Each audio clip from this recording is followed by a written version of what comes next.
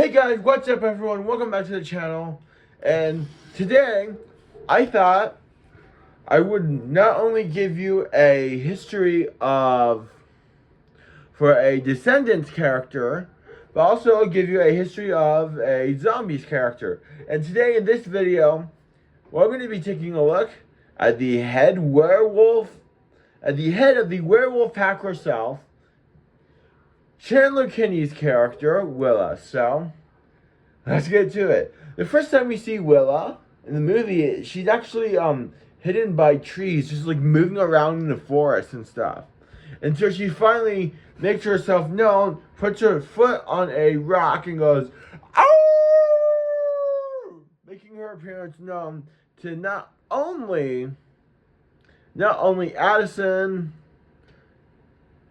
making her appearance known to Addison and everyone else.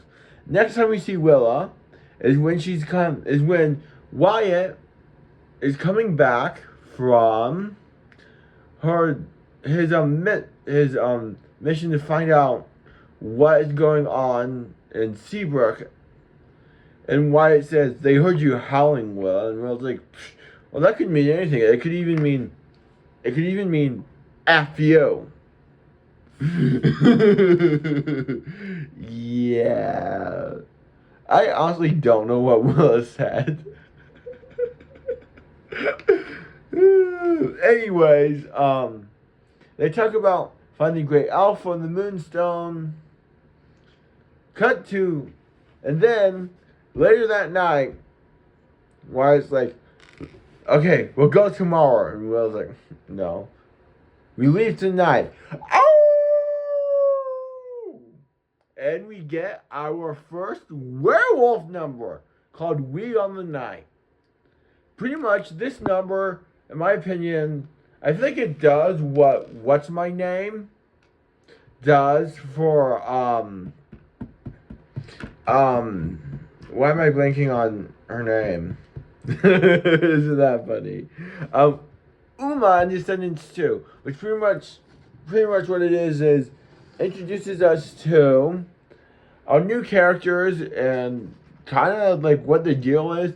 But I do think there's also another song later in the film that does the same thing, which I will talk about when I get to that point in the film.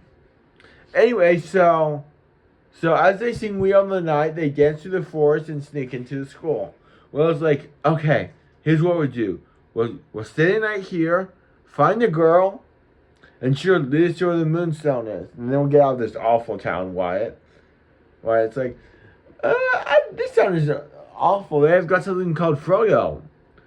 Willa gives him a look. "Nope, you're right. This town is all terrible." Anyways, jump to the next day while Zed is making his student president speech. No. I know. You must be confused. Wait, Zed, student president? What? And also, Willa? Also, Addison in the Forbidden Forest? If you're probably confused, so if you want to be less confused, you've got two options here.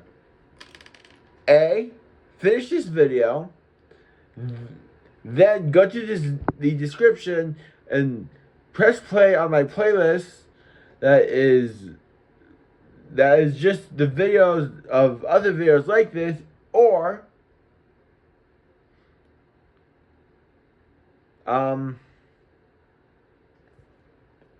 finish this video, then go to the description and look at the playlist. Oh wait, did I say that already? Well, or you could leave this video, go to the description, watch the playlist until you get to the Mal video, and then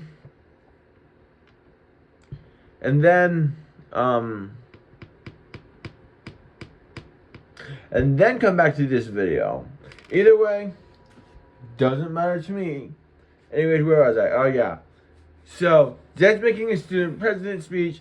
He says, "I will make Seabrook High a welcome place for zombies," and Bree turns around and says, "Werewolves? No, why would we want werewolves?" And chaos ensues. Willa is ready to start a war with the entire town of Seabrook. Well, her brother Wyatt's like, we're not gonna get anything done if we start a war with the entire town. And I was like, ugh, I hate it when you're right.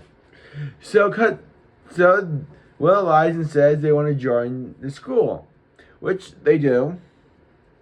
And then jump to the next time we see Willa, she's in the library with history books. She slams them down to the table and says, "Liars!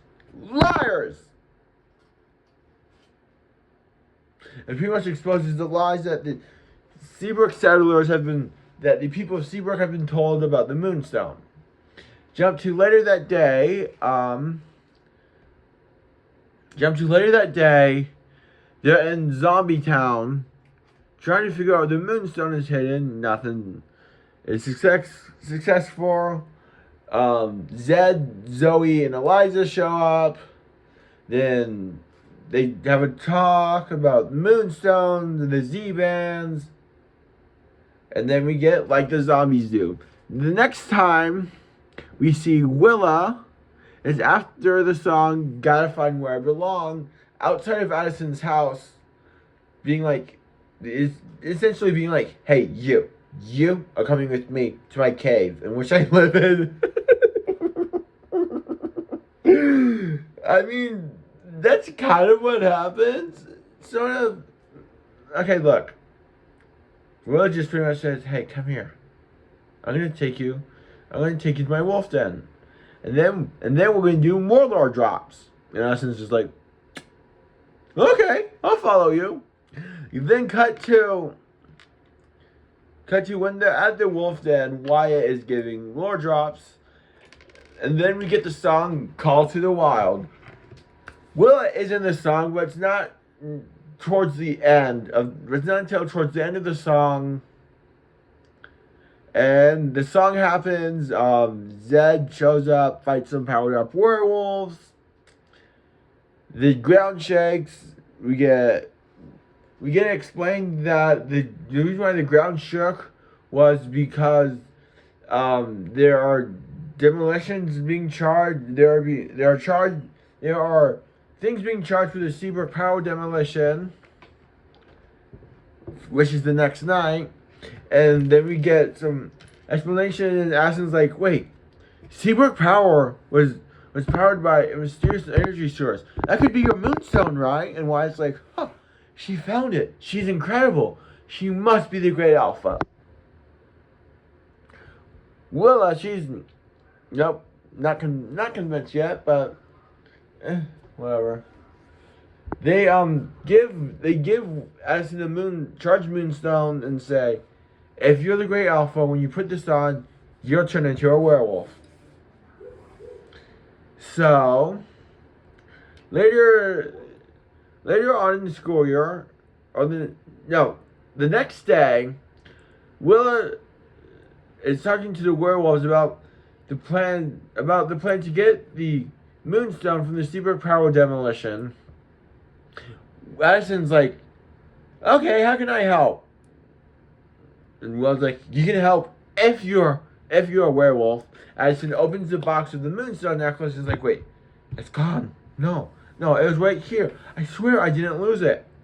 And then Will's like, if she was serious about being a werewolf, and she was the Great Alpha, she wouldn't have lost it." So the werewolves go to the Seabrook Power Plant, and we get one of my favorite songs in all four movies, "Flesh and Bone." Then, after the song is over, Zevon's like, "You know what? Look. Go home. Get out of here. We'll find what you're looking for tomorrow." But once they're gone, after they left, Zed reveals that he has Addison's Moonstone. They all celebrate and get excited. Addison puts on the Moonstone necklace, and Willa is like, I think she was, honestly, the look on Chandler's face during this scene is a mix of like shock and like people get on their face when they're like, well, That's not surprising. Yeah, it's a mix of like those two facial expressions. Anyways, the next night, Zed shows up to the wolf den and has a talk, and it's pretty much like, "Your fierce, proud werewolves, yeah? Well, they think we're monsters." And Zed's like, "Yeah, we are." And then next time we see Willa, she is in a oh my god, she is in a dress that makes Willa look so freaking hot. Like, oh my gosh, Willa looks hot in that dress. Yes, I have a crush on a fictional female werewolf. Deal with it. I also kind of have a crush on Wyatt in Zombies 3. So, what does that tell you about my sexuality? Actually, you know what? Don't answer that, because I don't want to hear what you... Because I do not actually want to know what you think. Anyways, so... The werewolves are in formal wear. The werewolves and zombies are in formal wear. They show up to prawn, even though monsters aren't supposed to. If you're confused by any means, please go watch my other 3 zombies videos. At least 2 of the videos should fill in the blanks for Zombies 2, honestly. Anyways, they're in the dance. They're shown during Someday when Zed and Asin are dancing and singing. And then there's a moonstone earthquake, and we get, oh, this must be a fault line from where the moonstone is, which means it was buried and not destroyed. So the werewolves, the zombies, pretty much every named character and background extras, they follow their fault line. The werewolves power up for the moonstone. They get out of the chamber as it collapses, and they celebrate with the song "One for All." Now that does it. That does it for Zombies 2. But there's still 2 more films with Willa that we have to talk about, and then we get to talk about what I think is in her future. So let's get to it. Zombies 3. When we first see Willa in Zombies 3, she's like noticing her moonstone necklaces. Her moonstone necklace is acting weird and stuff, and why it's like, yeah, the biggest football game ever. And she's just like, shut up, brother. Like, shut up, please. I do not care. And also, you know what? Respect. Wyatt's got his long hair that kind of makes him... Nope, not going down that road again. Oh, boy. Anyways, she's just like, ugh, I don't like the idea of being a cheerleader, cheering on, I'm an alpha, blah, blah, blah. Cut to that night. Willa is on something, and she's like cheering on the football team. She's like, let's get those football players in the bus. Woo! Oh, go see Brooke! And then alien invasion happens. And then I'm trying to think.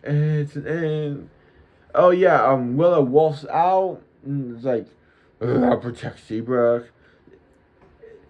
Cut to the next day. Willa is suspicious of the aliens, rightfully so, as to something I'll get into later. Then Willa later meets Bucky and Addison in the library and makes the mistake of saying that Bucky is right. Yeah. But she does have a valid concern when it comes to being suspicious of the, does have a valid concern when it comes to being suspicious of the werewolves. I mean, aliens. That being, they could put monsters' chances of getting into Mountain College at risk. So, next time we see Willa is after the song "Ain't No Doubt About It," where she's like, there's definitely something suspicious going on with the aliens. And then next time we see Willa is when she realizes that the aliens were near the Moonstone. Which then we get another one of my favorite songs in the franchise, Come On Out.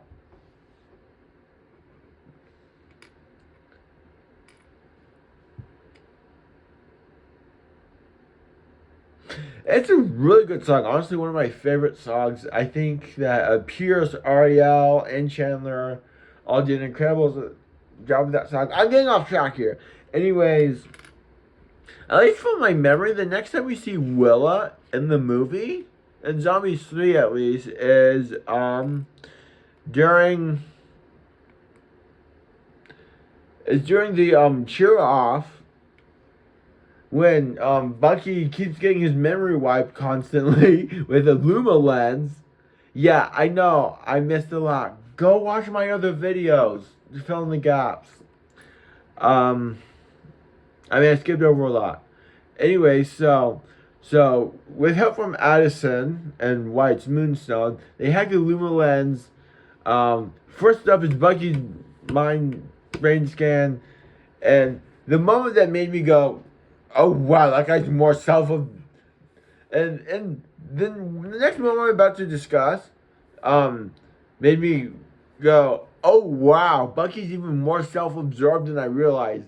Is when Eliza reveals that the Luma lens showing clips of Bucky is Bucky's brain scan. I'm like, oh my god, dude, that I knew he was self-absorbed, but that is so much more self-absorbed than I thought he was. Anyways, then we move to Winter's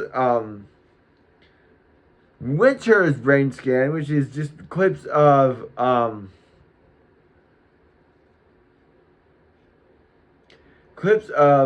cat videos, and then we move to Wyatt's mind scan.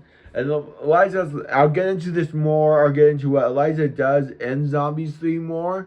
When I do my Eliza video, I plan to have all the, at least for Zombies History of Character videos, I plan to have all of those out by the end of the month. So the Eliza video will be coming at some point. I don't plan on having all the Descendants videos out until I think the end of the year, probably. Yeah, I probably won't. Yeah, it won't be until the end of the year until I get all the Descendants videos. Anyways, I'm getting off task. And Eliza's like, wait, do you have a crush on me? And when it's like, and then Will's like, enough of the mushy stuff. Why are the aliens here? And it is revealed that they lied to everyone. They lied about why they were really here. And so after the cheer off, Z Patrol shows up. Aspen sees Willa for the first time, and they're like, they're perfect. They can have my heart. And Willa, let me tell you something. She is not having it at all. Anyways, you jump to outside of the cheer off area in which Addison in which Willa and Addison have this conversation.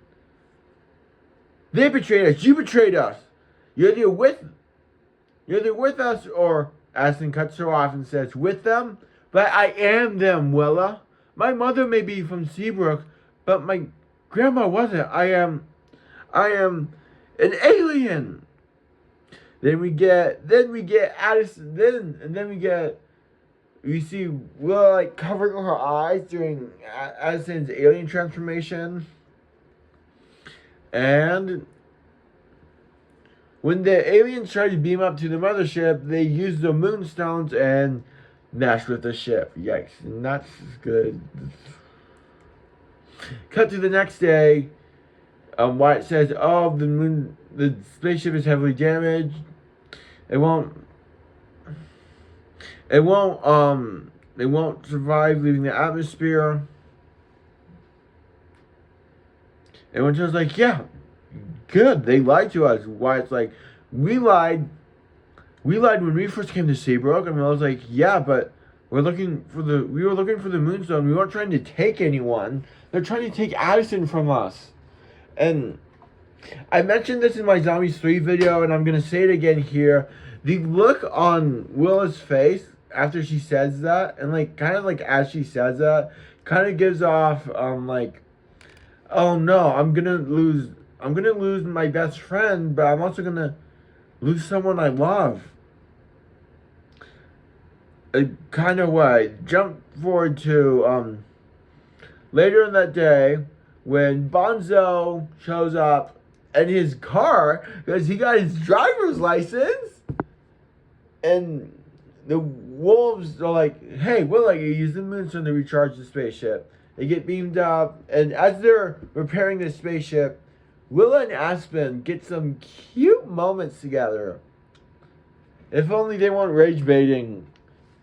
If only those cute moments, if only those cute moments actually led to something. They repair the spaceship, they get back to Earth, but Willa did lose Addison. In fact, everyone who's ever loved or cared about Addison lost her. It's a really sad moment, but honestly, it leads to something I never thought we'd get in the history of the Zombies franchise. I never thought we'd get a version of Someday that's sung by Milo Manheim, Kingston Foster, Chandler Kinney, Ariel Martin, Meg Donnelly, Pierce Joaz, and Carla Jeffrey. For those of you who are wondering who those characters are, they are Zed, Zoe,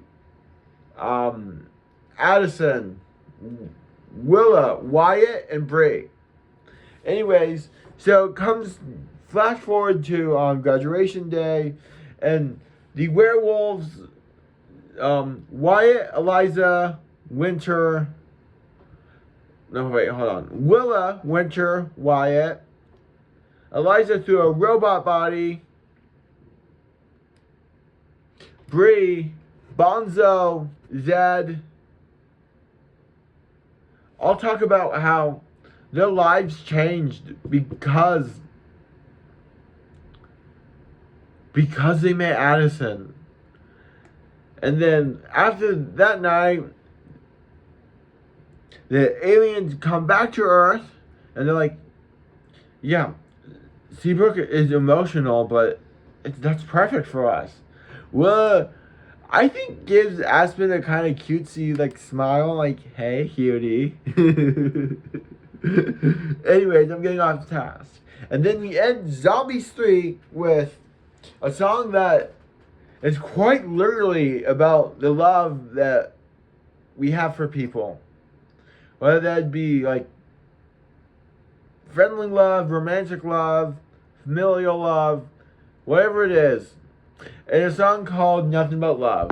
And now, finally, the final movie I'm going to be talking about in this video for Willa is Zombies 4, Dawn of the Vampires. So when we first see Willa in Zombies 4, it's actually during the first musical number, Legends in the Making. And then, after that scene, we see Willa joined by Zed, Addison, Addison, and Eliza off to their camps and the camping trip that Willa and Eliza were supposed to be going on. But that doesn't go well. The car gets crashed. And after they get out, Willa's like, hey, Eliza, want to join you, or we look for civilization? There's something in that direction. I could use some science. And Eliza's like, okay, I'll follow you. So she does. We don't see the two of them again until they're at the gates for the orchards. They go to camp. Willa, they talk about stuff. We next see Willa and like scaring vampires. Yeah. Willa scares vampires. If anything, I feel like Willa should be scared of the vampires, honestly. But that's I'm getting off topic here. Anyway, so Willa takes part in the musical number "Don't Mess with Us." Then another fire gets started. No, wait. Musical number "Don't Mess with Us." This weird energy wave comes and affects Zed, Willa, and Eliza. It hurts them. So that night, Eliza, Zed, and Willa figure out what the source of the pulse waves is through the song Kerosene. And then the next time that I can think of that we see Willa is when the vampire leader Eldris, who is Victor's aunt, and Commander Bright,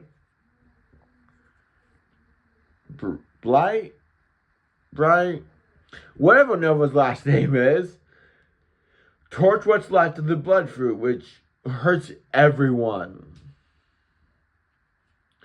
Then she, actually, now that I think about it, I don't think Willa shows back up in the film until after Possible. No way, after Someday. She takes part in Show the World, Show the World,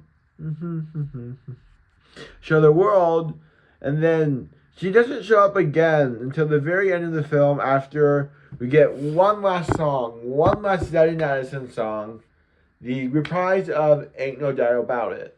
And then that does it for Willa's journey in the films, but for like fan fiction writers, role players, whoever is out there, that's not where Willa's story ends.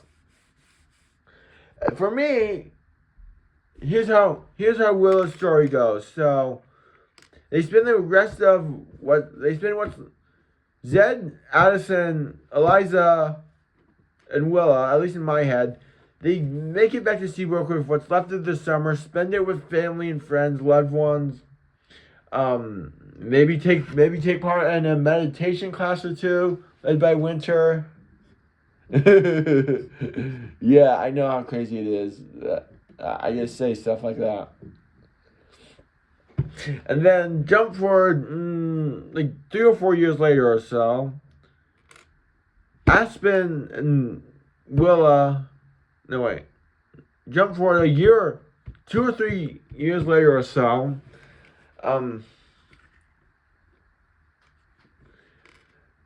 Willa starts to notice that her little sister. Oh, right. Before I continue, I should mention that the brown werewolf girl who I mentioned in my in my Zoe video, named Wanda. In my head, I see that she is Wyatt and Willa's little sister. Keep that in mind for this next part. So, as Wanda enters high school and Zoe comes home for like breaks and stuff, she notices that as Wanda talks about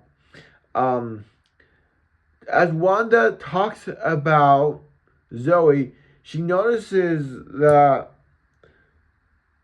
and like how she acts when it comes to Zoe being hurt, and so she notices a lot of similarities between what she does when it comes to Aspen. Something clicks in her mind where she's like, ooh,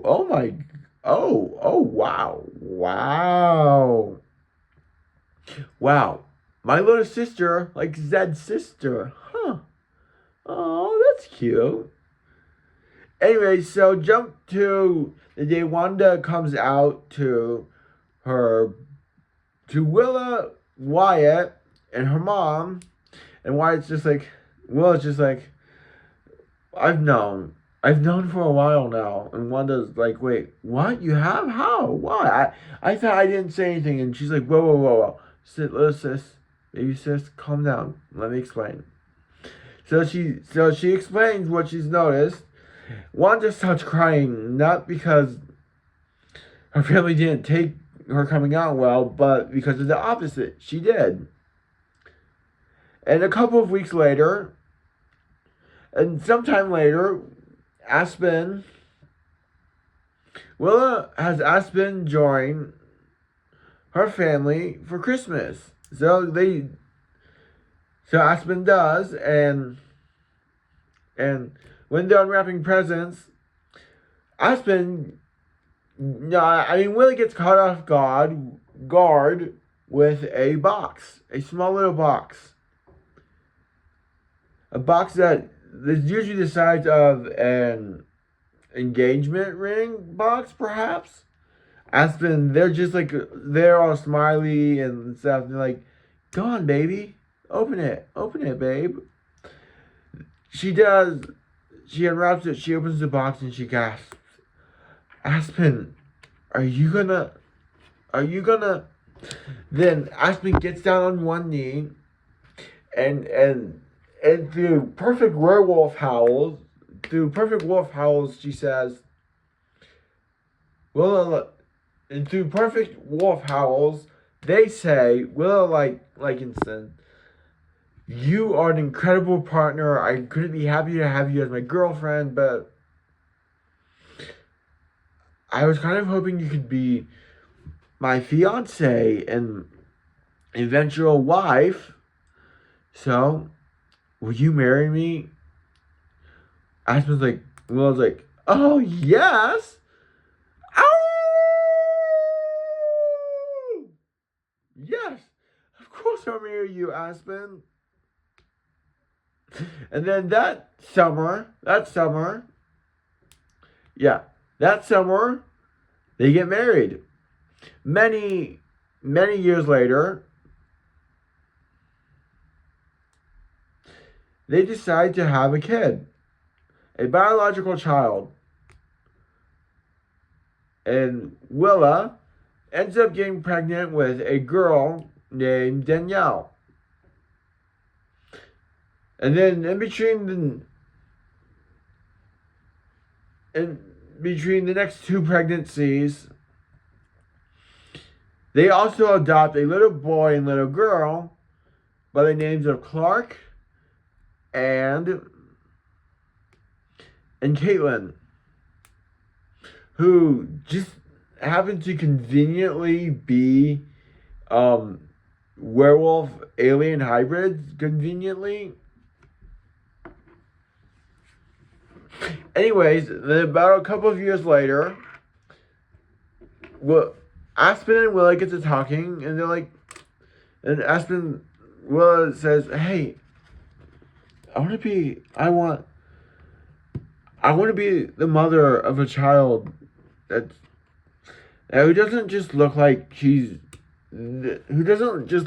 are the child of our two components that make up who we are, but who is a child of the two of us." Will looks at Aspen and they're like, "Babe," and she's like, "Babe, are you sure you're gonna do this?" Aspen nods and says, "Yes. I want to have another child that's biologically connected to us through blood." And they're like, "I know. Look, I know how you've been saying that you don't want to go through the process of being pregnant again." Not because she didn't hate it, but she was just so tired afterwards. So they just out say, "I'll do it, baby." That's it was like, okay, sure. Jump forward to the end of the 9 months.